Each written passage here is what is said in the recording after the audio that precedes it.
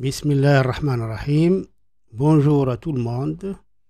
À la suite de la vidéo précédente, dans laquelle nous avons calculé la limite quand n tend vers plus l'infini de somme de k est égal à n jusqu'à k est égal à 2n de 1 sur k, on va traiter cette question, la limite quand n tend vers plus l'infini de sigma de k est égal à n jusqu'à k est égal à 2n de sinus de 1 sur k.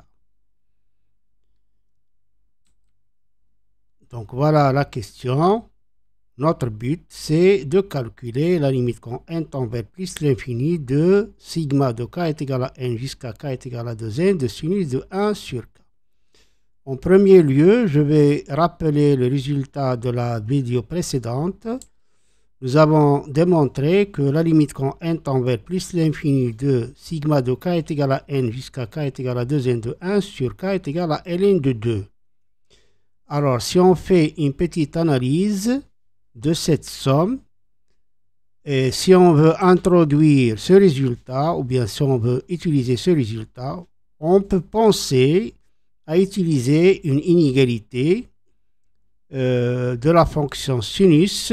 On sait que, quel que soit x appartient à R+, sinus de x est inférieur ou égal à x. Donc, sinus de 1 sur k va être inférieur ou égal à 1 sur k. Et en ce moment, on va avoir donc cette somme, sigma de k est égal à n jusqu'à k est égal à 2n de sinus de 1 sur k, elle est inférieure ou égale à sigma de k est égal à 1 à k est égal à 2n de 1 sur k. Mais cette inégalité n'est pas suffisante pour calculer la limite. Donc on doit encadrer sinus de 1 sur k inférieur. Nous avons déjà dit qu'il est inférieur ou égal à 1 sur k, mais on doit le minorer par une autre expression. Et pour cela, donc d'après cette analyse, on peut penser à utiliser l'inégalité qui est classique, que quel que soit x appartient à R+, sinus de x est supérieur ou égal à x moins x à la puissance 3 sur 6 inférieur ou égal à x. C'est un résultat très connu, mais je vais donner la démonstration, une démonstration de cette double inégalité pour les élèves débutants qui ne connaissent pas ce résultat-là. Alors, première étoile, on va se donner donc un x qui appartient à R+. Donc je vais démontrer qu'en premier lieu que sinus de x est inférieur ou égal à x, quel que soit x appartient à R+. Donc on se donne un réel x qui appartient à R+. On a donc quel que soit t appartient à l'intervalle 0x, cosinus de t est inférieur à 1. Alors l'idée d'où vient cette idée, le point de départ. Alors on doit démontrer que sinus de x est inférieur ou égal à x. Si on dérive, la dérivée de sinus de x c'est cosinus de x et la dérivée de x c'est 1. Donc si on peut démontrer que cosinus de x est inférieur à 1, on va intégrer et on va arriver à cette inégalité. De là, donc, on a pensé à faire quel que soit t appartient à l'intervalle 0x, cosinus de t est inférieur ou égal à 1. Bien sûr, c'est une égalité qui est très juste. Donc, en intégrant, on obtient donc l'intégrale de 0 à x de cosinus de t dt inférieur ou égal à l'intégrale de 0 à x de 1 dt. Donc, alors une primitive de cosinus, c'est sinus, donc sinus de t dont les bords sont 0 et x est inférieur ou égal à une primitive de 1, c'est t, donc inférieur à t dont les bords sont 0 et x. En faisant le calcul, on obtient ici donc sinus de x moins sinus de 0, c'est sinus de x, et ici c'est x moins 0, c'est x. Donc sinus de x, elle est inférieure ou égale à x, et par suite, quel que soit x appartient à R+, sinus de x, elle est inférieure ou égale à x. Voilà donc la première tranche de cette double inégalité. Alors pour la deuxième, de même, donc si on fait une analyse, on calcule les dérivées. Dérivée de sinus, c'est cosinus. Dérivée de x moins x à la puissance 3 sur 6, c'est 1 moins x au carré sur 2.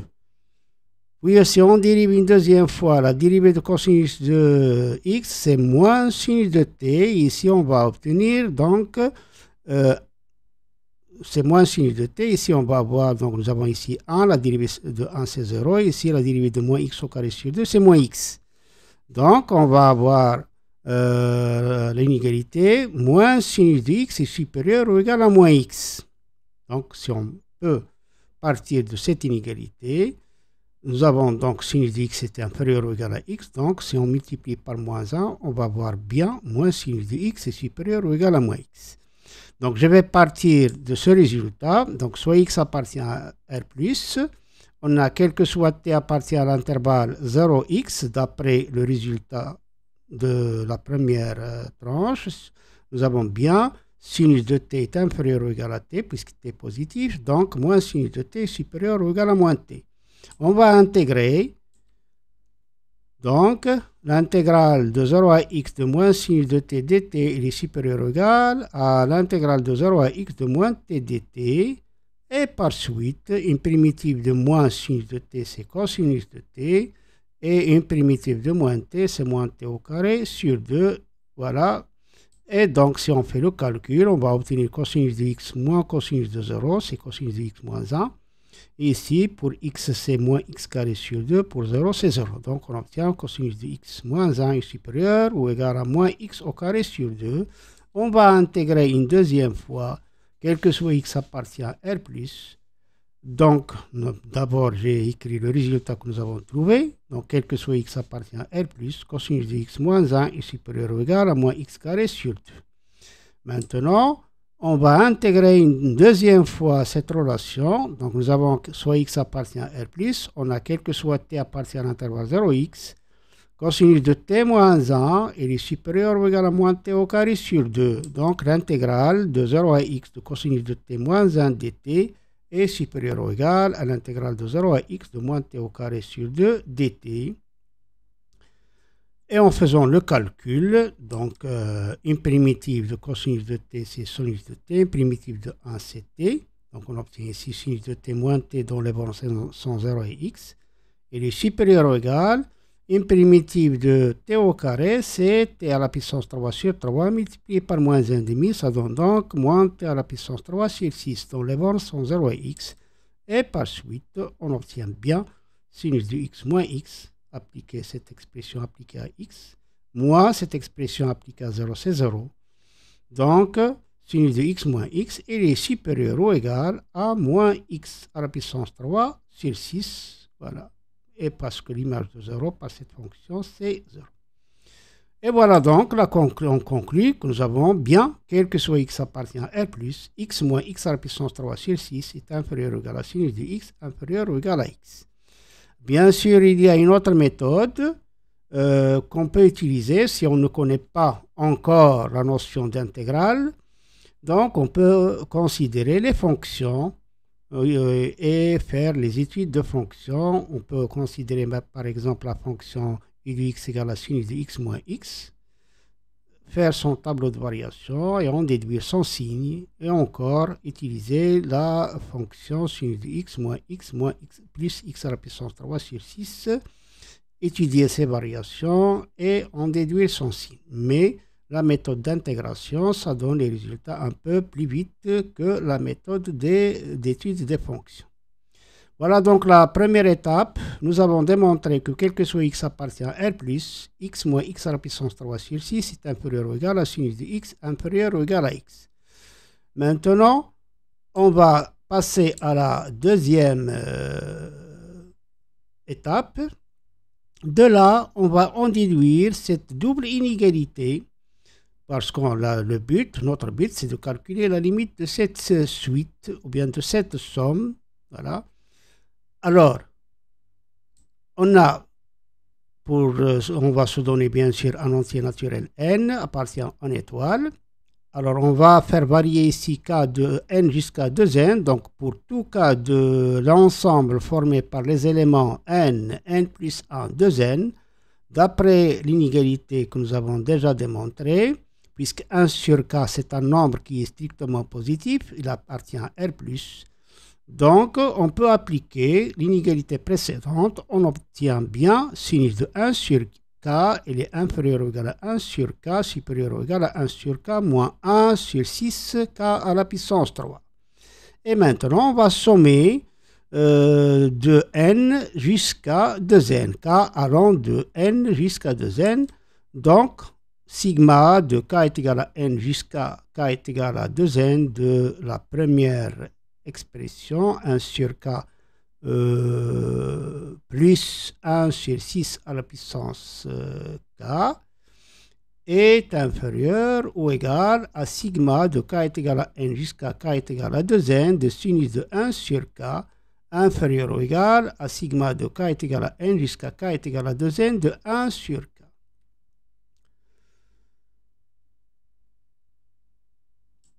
Et par suite, d'après les propriétés des sommes, on obtient donc sigma de k est égal à 2n jusqu'à k est égal à n de 1 sur k moins 1 sixième de sigma de k est égal à n jusqu'à 2n de 1 sur k à la puissance 3 inférieur ou égal à sigma de k est égal à n jusqu'à 2n de sinus de 1 sur k inférieur ou égal à sigma de k est égal à n jusqu'à k est égal à 2n de 1 sur k.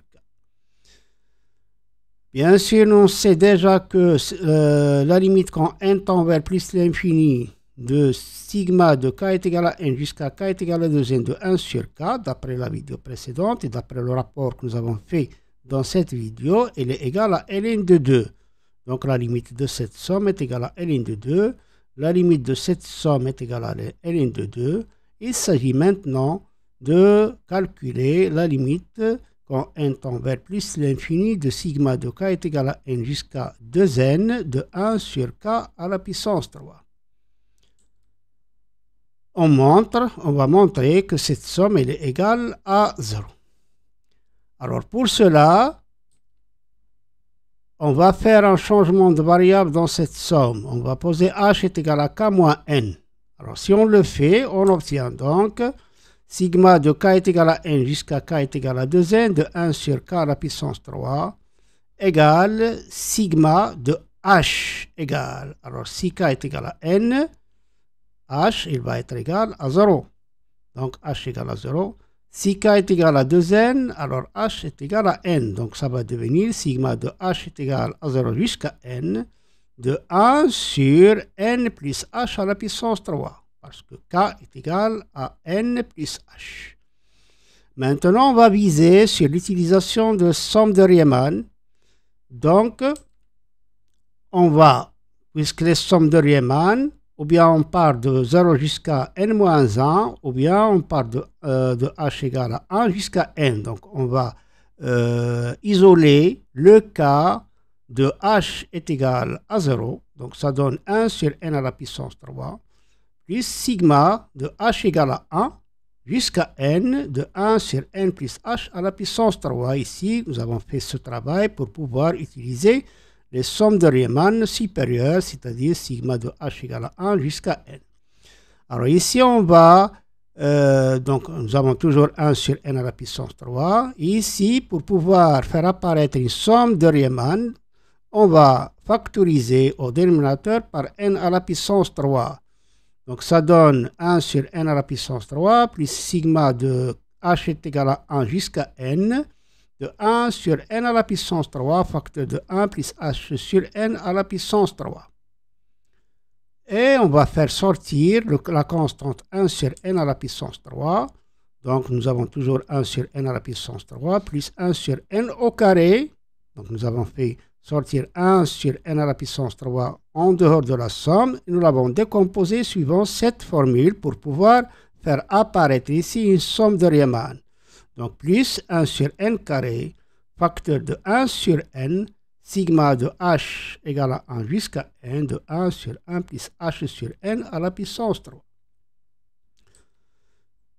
Et on a, donc on va maintenant s'intéresser à cette somme qui est entre parenthèses, 1 sur n, somme de h égale à 1 jusqu'à n de 1 sur 1 plus h sur n à la puissance 3. On peut l'écrire, c'est 1 sur n, sigma de h égale à 1 jusqu'à n de f de h sur n.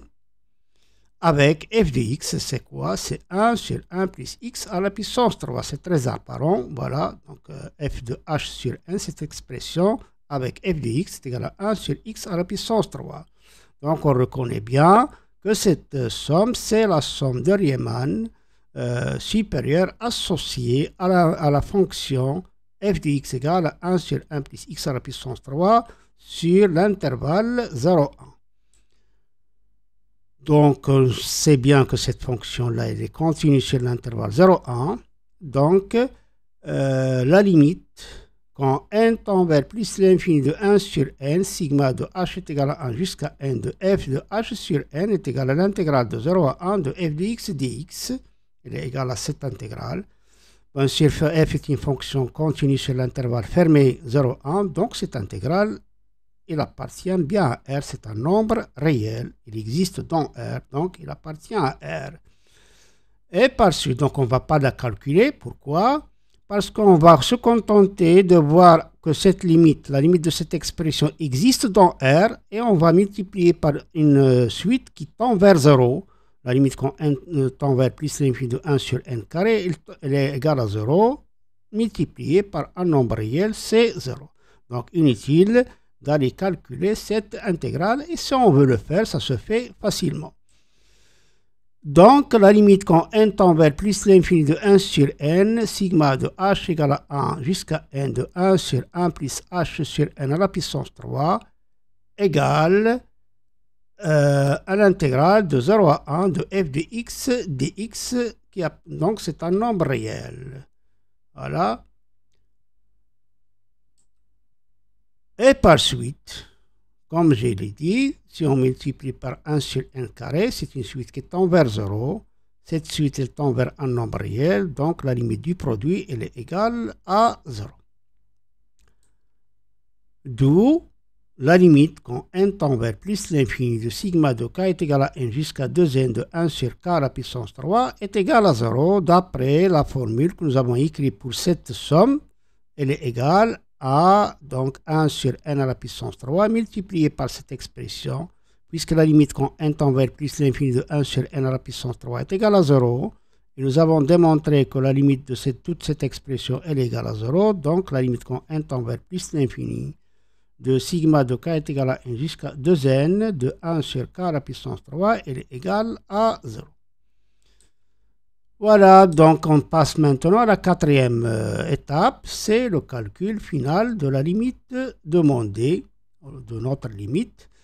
Donc on calcule la limite quand n tend vers plus l'infini de sigma de k est égal à n jusqu'à k est égal à 2n de sinus de 1 sur k.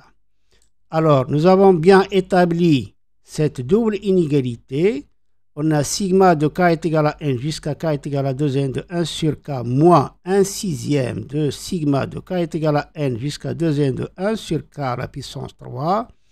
Elle est inférieure ou égale, sigma de k est égal à n jusqu'à k est égal à 2n de sinus de 1 sur k inférieur ou égal, sigma de k est égal à n jusqu'à k est égal à 2n de 1 sur k. D'après la deuxième étape, cette double inégalité, nous l'avons démontré dans la deuxième étape. Et maintenant, on va utiliser le théorème de Gendarme. On va calculer la limite du premier membre et puis la limite du deuxième membre.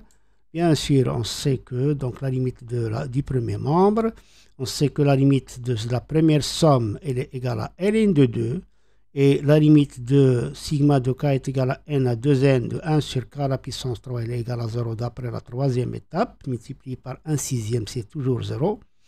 Et la limite du deuxième membre, c'est la limite quand on tend vers plus l'infini de la somme de k allant de n jusqu'à 2n de 1 sur k qui est égale à ln de 2. Donc, d'après le théorème de Gendarme, on conclut que la limite quand n tend vers plus l'infini de notre somme, c'est-à-dire sigma de k est égal à n jusqu'à k est égal à 2n de sinus de 1 sur k est égal à ln de 2. Voilà donc pour cette question. أتمنى أن تكونوا قد استفدتم من هذه المعلومات وإلى اللقاء في فيديو لاحق إن شاء الله.